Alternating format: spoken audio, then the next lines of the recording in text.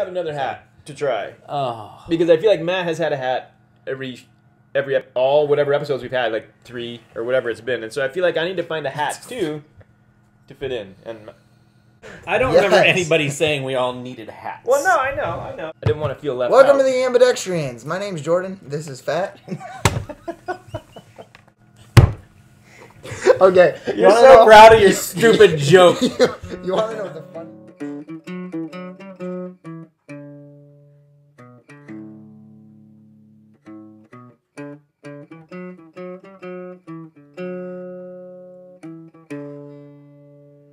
Welcome to the Out of three my cave. Abecedarians. My name's Matt, this is Jordan, and that's Brian. Today we're going to cover the letter E. Every E name in the Bible, if we have time, starting with Eglon and Ehud. That is Judges 3:12 through something. the end of the Judges. chapter, minus the last verse, which is a great verse. I don't want to do a lightning quick recap, because I feel like we miss a lot of stuff when we do that. And Jordan, you have openly admitted to us that this is a gaping hole in your biblical education. So allow me. True. I didn't even know about this story. Allow me to fill in the gaps. Yeah, you fill in the gaps. So Eglon was the king of the Moabites. Now, if you read Judges, you know that Judges is basically a list of ways that the Israelites made God angry. And that list is mostly they didn't kill all the people and they worshipped the false gods. And they just keep doing this. Through generation after generation of Israelites, they keep disappointing God. Every chapter starts with, and the Israelites were evil in the sight of God. And it's almost like, yep, they did it again kind of thing. So God's very upset with the Israelites. Just bring Britney Spears into this. Britney, I think her song is a song specifically about the Old Testament. Is he wrong? Yes, Is he wrong? he's wrong. No, I think you're right. So God delivered the Israelites into the hands of the Moabites. It was the Moabites, right? Yeah. Probably. It's always the Moabites or the Philistines or the No, Canaanites or Ammonites. somebody. Ammonites. Well, the Ammonites is also in this chapter. I didn't think you knew this story. No, Well, I read it. It was the Moabites. The Moabites. There's Moabites, there's Ammonites, there's Hittites, there's a lot of ites. Well, it was different people at different times. They were Yeah, like... that's what I'm saying. Like, there's That a lot of is people that awful. ticked off God. You look like How long Andy did- Hall. I'll try another one. He's been switching them out for the last 2 minutes, and I was wondering I'm so how glad had we the did one. not promise Oh, I a thought lightning you put quick that one recap. Yeah, no. Speaking of recaps, you need another hat. I should try... You know Put what? on the I'll try Eskimo another hat. one. Put on the Eskimo. Okay, so while he's doing I like that, the old man hat, too, though.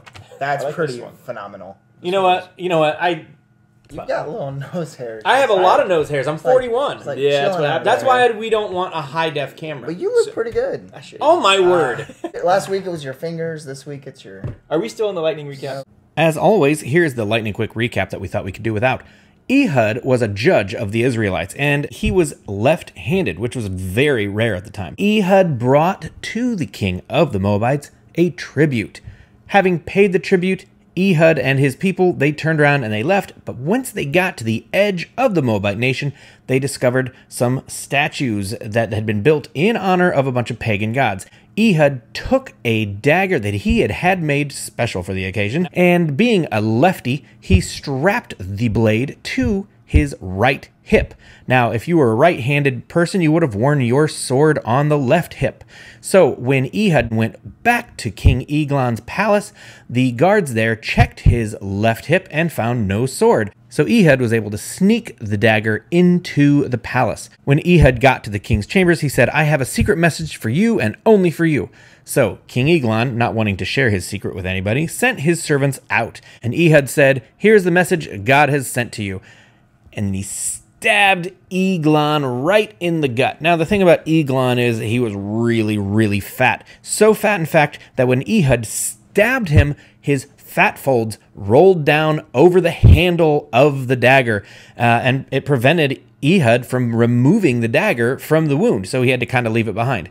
Now, when he did this, the Bible says that King Eglon emptied his bowels, or maybe his bowels spilled out. Maybe that was where his innards dumping out on the ground. It also suggests that maybe Ehud stabbed with such force that the tip of the dagger protruded from King Eglon's back. All good things. In the palace, like the king's chambers, he would have had a little, like a water closet off to one side. It wasn't obviously like running water, that kind of thing. Basically had a seat with a hole in it that dropped down into like a channel that would wash away into the river. So all of his poops and his pees would just get washed away into the river. Which that's how I want mine done, but Betsy won't let me. I've seen though there's like castles in Europe where they would like I think they were just out the window or something because like the walls would be dripping with this stuff. I've tried that too. It doesn't go over well. My Birds of Thought is missing all kinds of details that apparently yours had. Well, did you guys? You don't have the felt board version. He's got the Wikipedia Oh, version. maybe yeah. So Ehud, to escape, he goes and he drops down into this latrine. He drops down into the toilet, basically. He Shawshanked his way out of the palace. Now, there are other versions that say he went out via the porch, but as that doesn't involve poop, I don't like that one. While he's escaping, the servants, they're trying to get into the king's quarters, and they think, oh, he must be using the restroom. They think he's going to the bathroom. Maybe they are... I'm sorry, I just thought of this. Maybe they heard Ehud drop down in the splash, and they're like, yeah, he's dropping a deuce. So Ehud escapes the palace, and then he goes and he assembles the army of Israel, and they come back and dominate the kingless Moabites. And then Shamgar killed 600 Philistines with an ox goad. That's in there too, but That's why you were talking about ox goads earlier. An ox goad is, for those who don't know, is like a spiked staff that you use to basically just goad the ox. It's exactly what it sounds like. Anything you'd like to add? No, I'm missing all kinds of the details. It's amazing what you learn from not reading the Bible. Well, that is what's cool about Judges. Yeah, all I have is so much history. Shoved the sword into his belly, and even the handle sank in after the blade, and his bowels discharged.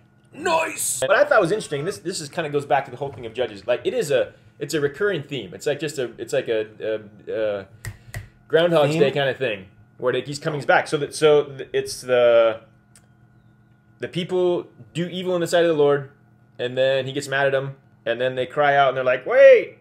So again, the Israelites did evil, and again they cried out to the Lord. It's like the refrain that goes all the way through Judges. We often focus on God's wrath in the Old Testament and ignore Israelites' ignorance. Do you know why? Why? Because when God's wrath is on the table, we get to talk about disemboweled kings. Modern context, what we got? Let's stick with the Shawshank thing, Okay. and stick with a prison kind of setting. Okay. You know, you've got the guy who's been running his criminal empire from prison, so he's kind of like... He's subverting the law already, and he feels like a total hotshot. And then you got this new fish guy who comes in, and he's like, look, I'm the representative from Cell Block C, and we hear all of our cigarettes, and this is for your protection, or mostly just so you keep your guys out of Cell Block C, and you don't, like, turn over our beds and steal our pudding cups at lunch. I think that's what happens. So Ehud is this guy who comes in, and he realizes, hey, you know what? We're paying all of our cigarettes to this guy for protection, but really he's the one who's causing all the trouble in the first place. So he's not helping us. He's hurting us, and we're paying him to hurt us a little bit less. And he's fat. So he shivs him. He totally straight up, he sharpens his toothbrush, and he shivs the guy. Oh, and then he does like an Alcatraz thing and escapes through a toilet. Right, so the sorting mat. The sorting. Okay, this is pretty straightforward. You've got Ehud, who did what was right. He was bold. He probably didn't plan ahead all that well. Other than having like the sword or the dagger made ahead of time, he probably didn't really think through it. He probably was just hot-headed and angry. Total Gryffindor. I think this was a Gryffindor move through and through. Pretty straightforward. You're getting wiser as we go along. That happens. He couldn't have been Hannibal then, because I don't see Hannibal as a. I would see him as the. I edited out all the 18 you got stuff. never mind. Yeah, they don't know Never what we're mind. talking about. Never mind. It's okay. Forget that part. Yeah. So Eglon, you want to say Slytherin because he was the bad guy, and everybody wants the Slytherins to be the bad guy, but we weren't always the bad guy. But Eglon, he was doing what was right by his people, right? He apparently was making some good calls administratively because everything seemed to be going well. All the surrounding areas were paying him tribute.